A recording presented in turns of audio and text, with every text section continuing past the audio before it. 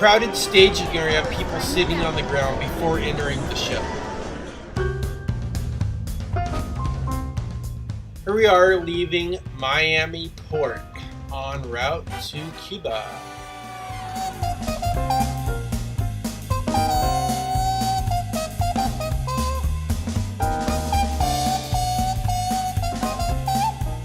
It's going to be a little bit short on this trip.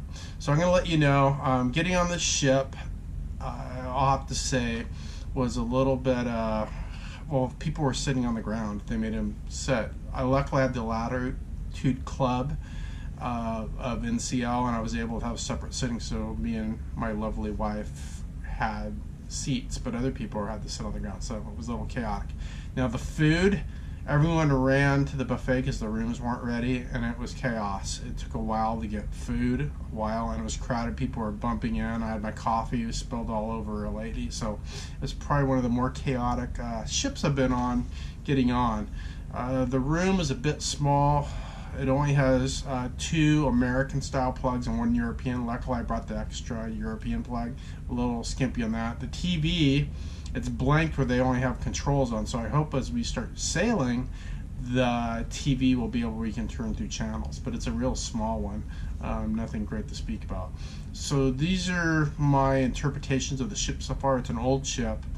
They're not even giving the date when it was commissioned. I can't even find it on literature. And hopefully things will be good as we go on the trip, and I'm excited to go to Cuba. So to my next blog statement, this is the first day going out, and I'll... In my room, have water shooting up from the bottom of the shower here in the sky. I don't know if you can see this here, but it's shooting back up the bottom here. It's gross. There it is. Yuck. Who knows where that's all been. It's sick. So it's a problem I have.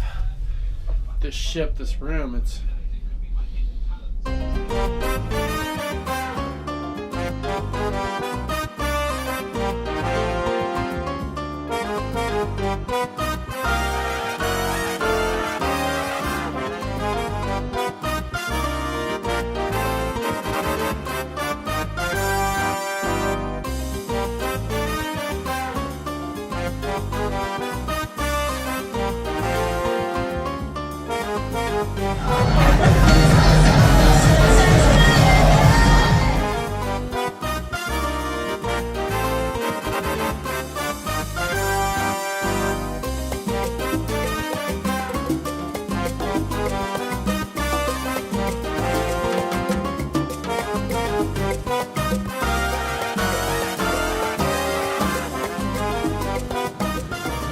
Hello, Mitch Todd in lovely Havana, Cuba! All right, I'm going to talk a little bit today about Havana, Cuba. It's been quite a trip. We went on the NCL Sky cruise ship. So I'm going to do different stops here in Havana, and I love it. This place has so much culture. It's just amazing. So anyone who hasn't been to Cuba, it's time to go. It's open for Americans. All right, Cuba. Woo! All right, this is going through the customs into Cuba, and you'll also go through x-ray machines. This is looking back as you pass through.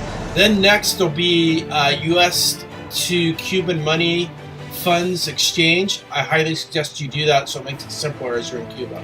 All right, leaving the ship terminal, this is it here.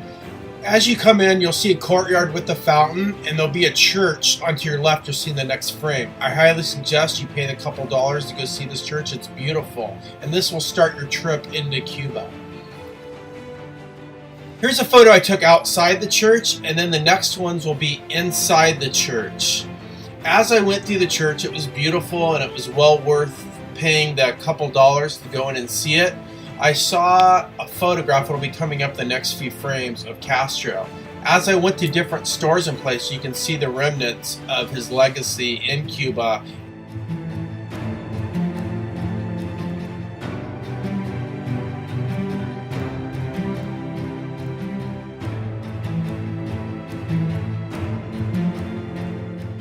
This is a higher view as you walk off the ship, what it looks like in the courtyard. All right, these are the next shot of some of the birds that are next to the church as you walk out, and they land on you and you can take photos.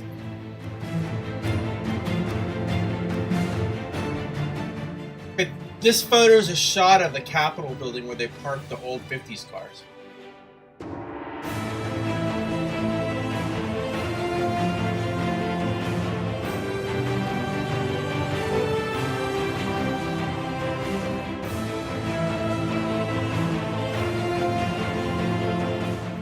There's all kinds of transportation in Cuba. So you can choose either for a horse, an old taxi, on the back of a motorcycle. You can also negotiate the price. Now there are lots of shops, and this next frame coming up is a typical shop you see in Cuba. You can also negotiate prices. They have magnets, leather goods, etc. you see at any other shop in the world. And when you go to these shops or something, you'll see remnants of the Castro era in the shops with photographs and books and magazines of him.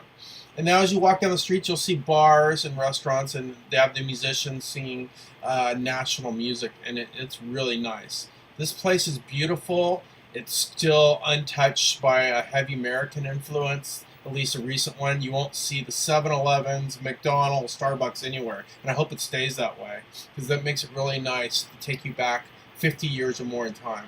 Here's a typical food restaurant in Cuba, and this place just has a really, really innocent touch of culture captured in time.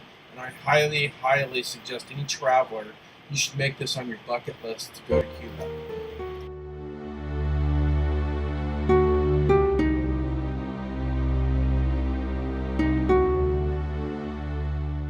As you know, I love old cars, and this place is the ultimate. I've never seen so many 50s, 40s era American cars in one place. I've done huge car shows out here. I've never seen so many in one place. Cuba is the best place I've ever seen personally. Is many old American cars. So if you like American cars or oldie cars like I do, you must go to Cuba. And that's why I took so many photographs, as you see, of all these American legend cars when they made them the best that we've ever made them.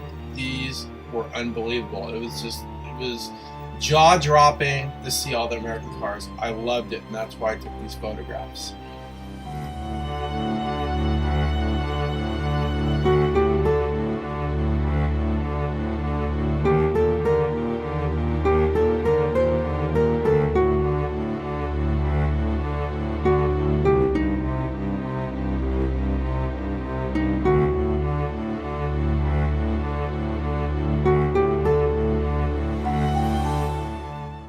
And here was a bicycle rented out. In Cuba, men are still the ruling party. So it was really nice to go back to, unlike America, where you could argue maybe women are the leading ruling party. But in Cuba, it's the old ways. So we also hired a bicycle guy to give us a little tour, which was very inexpensive. And it was fun, but it was a bit bumpy.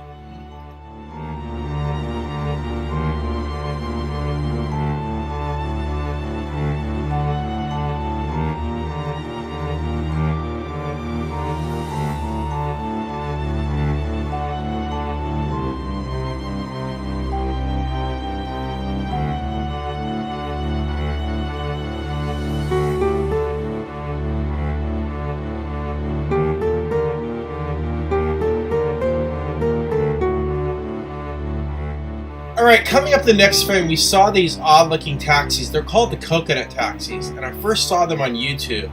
And there's a lot of different opinions and stuff on the coconut taxi, but I'll have to say, for the price, which was really inexpensive, it was one of my favorite things that my wife and I did in Cuba. I think it was like $7 American to go back to our ship, and it was a blast. I highly, highly suggest you do the coconut taxi. It just puts you right out into Cuban culture, and it was extremely fun.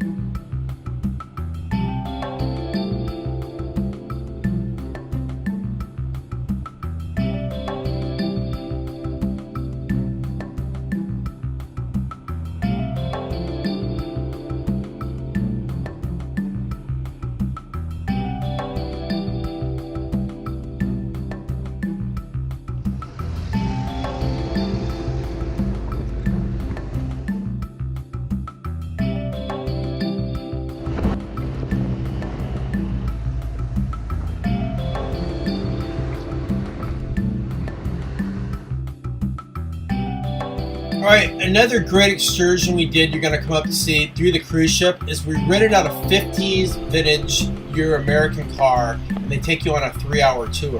This is awesome.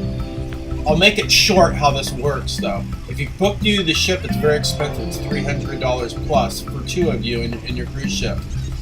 If you book on your own, if this is only on your own, the U.S. government, as it sits now, can investigate this excursion on your record 5 years later. Are they doing it? Or I heard it just happening? No. Are people doing their own excursions? Yes. And I don't know how they can enforce it. And it may be like a lame duck rule. But as it sets legally, if you want to stick with the law, you do it through the cruise ship. But are people going outside doing that? Yes. When you see a convertible one, that's someone that did it outside the ship. The ones that I all saw through ours are all hard tops, so if you want the convertible, you got to do it outside the ship. Money-wise, you're looking at $21 to $25 roughly American per hour. If you do it through the cruise ship, again, it's like $300, $325 for a 3-hour tour. So it's awesome. You need to do it whatever route you choose to go, either through the cruise ship, which they say is the only way to do it. But that's not totally true. But if you want to stay within the United States laws, yes. But are they enforceable? Is there a lot of gray area in Cuba? Heck yeah, there is. They take American dollars, but they charge you extra for it. So they say they won't take it, but they do. They don't take checks. That's true. And I wouldn't use a credit card over there. And they say that you can't, but it's possible. But stick with cash, transfer your money over, and you can transfer back. It's very easy. But those are a few things that may help clear up all the misinformation you get about Cuba.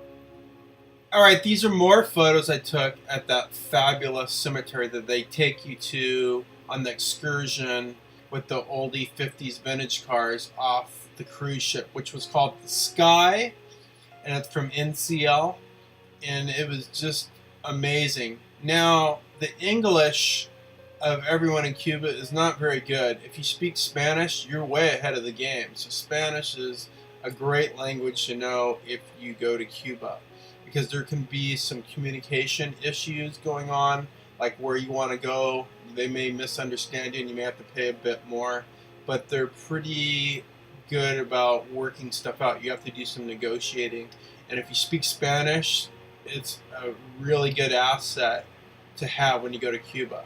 In the next frames, here's that famous National Hotel where many famous Americans and other people around the world have been.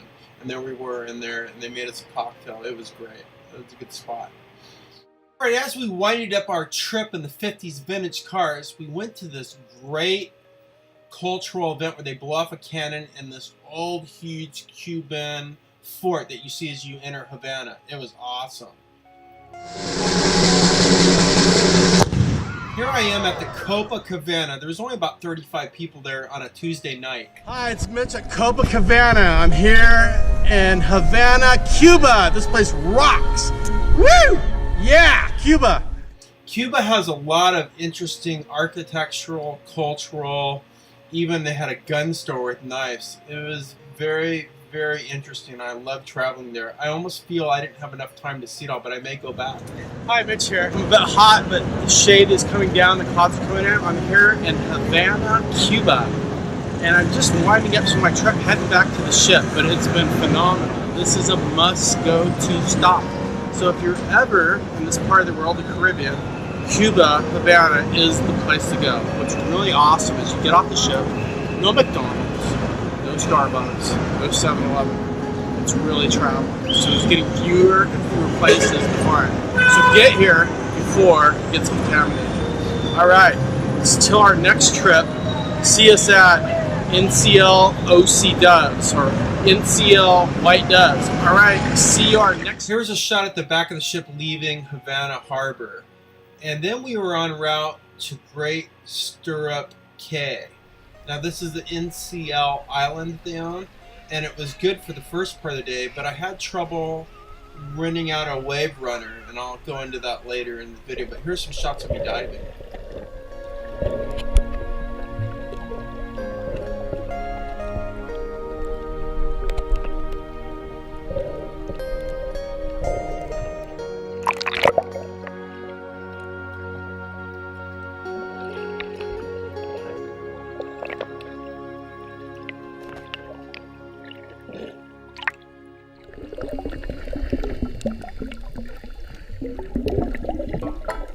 When you're diving on this island, be very careful. At certain tides, the rocks hang over, and I sliced my head. You can see me bleeding in the video.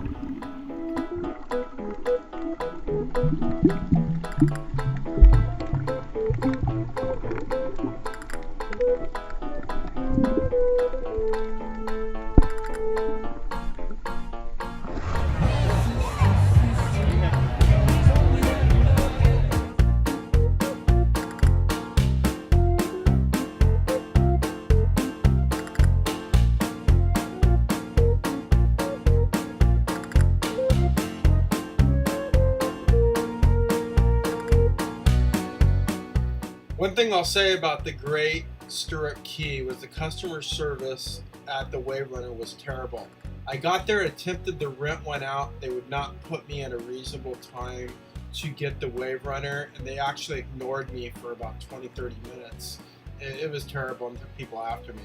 Then it started raining, and I missed the Wave Runner and lost that excursion. You can see in this next frame, people were ticked. And actually, everyone had to run back to the ship. The island had insufficient rain protection, storm protection, so everyone had to scramble for their life off the island, which is ridiculous. In conclusion, pros and cons. Should you go to Cuba with NCL? My answer is easy. It's yes. There are cons to this. There's misinformation. There's some things that aren't that great. But if you weigh everything out, the price, the service that you get from certain divisions of NCL, it's well worth it. You should use this cruise ship. I give it a thumbs up hesitantly, but there are some things that they need to do improvements on. But there's certain, like the bar crew, they're awesome. They really made this worth it. All you can drink for free, and they really work hard. And other vendors on the NCL crew, great service.